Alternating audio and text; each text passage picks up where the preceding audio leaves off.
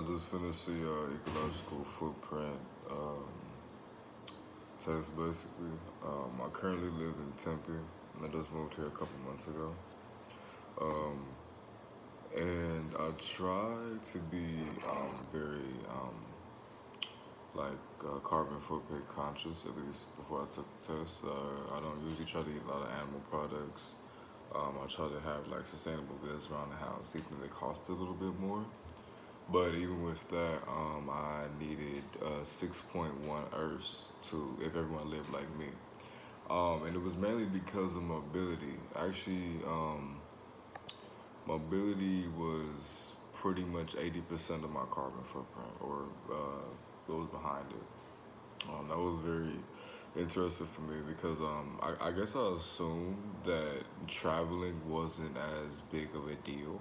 Like, I guess society kind of portrays traveling as a everyday thing. We don't necessarily think that it might need to be changed drastically or stopped.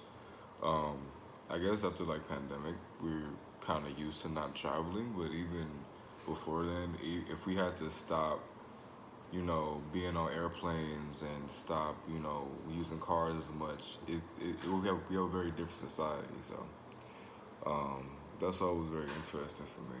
Um, Also, when I was like the pie chart, not pie chart, like the circle chart, um, a lot of the land type usage I had was like cropland. I didn't really think about it that way either. Even though you eat like a high plant based diet, I didn't think that there will still be so much usage, especially with carbon for that type of agriculture. I figured it'd be a lot easier on the planet. Um, So yeah, I am glad though that they do have more solutions because I did kind of feel like a bit helpless. Like how do I really fix this more? Um, and then I noticed that they had this move the date map where basically you can zoom in and find different people just basically having solutions for climate change in their local areas. Kind of like a social media network for activists. I didn't even know it was a thing. So, if you kind of feel the same way I did, there's that. But yeah, and summarize the test categories. I think the relationship between my consumption level and my footprint would probably be, I guess, kind of negative. The more I consume, the more my footprint increases. The less I consume, the more my footprint decreases.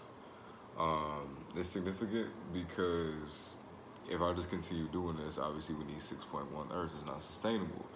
But for me trying to be conscious, it's hard for me to get around like traveling. Like for instance, I did study abroad recently.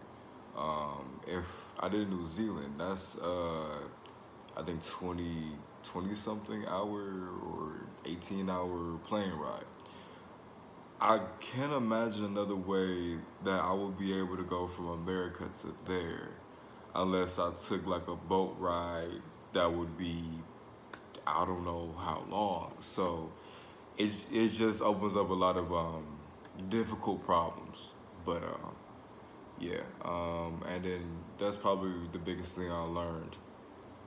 There's a lot of challenging problems that we're gonna have to face in the next couple of years or next couple of decades, especially with the way that our current society is functioning. Because if I thought it was okay, I'm assuming a lot of us thought it was okay too. Um, and then yeah, so glad to hear your responses. Talk later.